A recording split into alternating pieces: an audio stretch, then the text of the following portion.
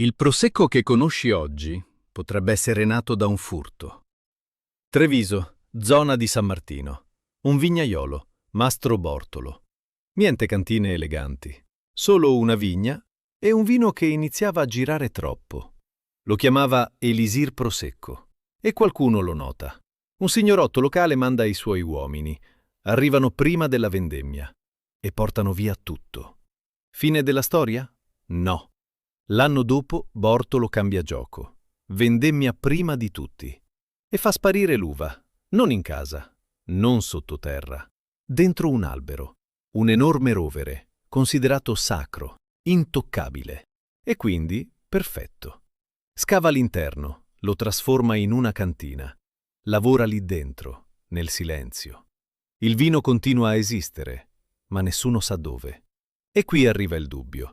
Questa è solo una leggenda, ma nei colli trevigiani di alberi strani ce ne sono ancora e nessuno ha mai controllato davvero cosa c'è dentro.